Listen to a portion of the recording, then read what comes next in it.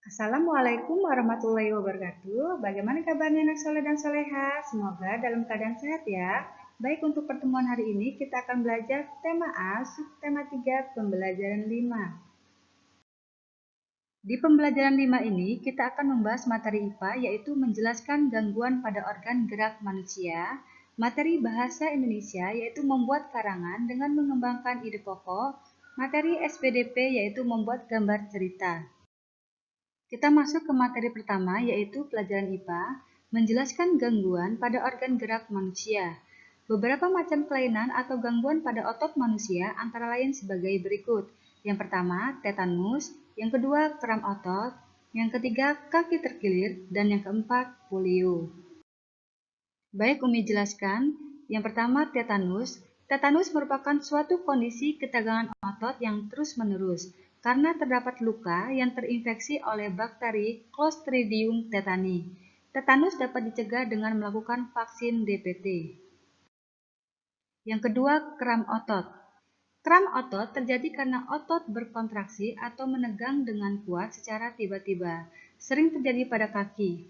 Cara untuk menangani kram adalah mengkompres bagian yang kram dengan air hangat dan melakukan pemijatan.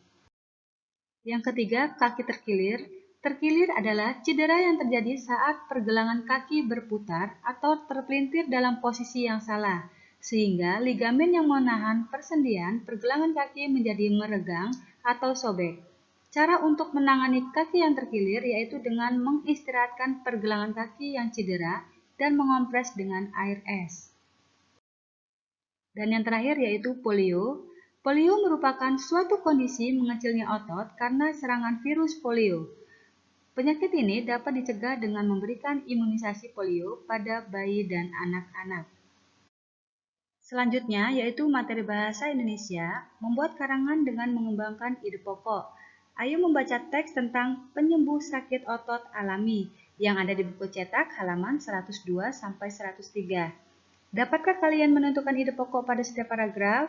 Baik, coba dituliskan pada buku cetakmu di kolom yang sudah disediakan. Materi berikutnya yaitu SPDP, membuat gambar cerita. Gambar cerita atau ilustrasi memang sangat beragam jenisnya. Salah satu contoh gambar ilustrasi yang banyak digemari anak-anak adalah komik.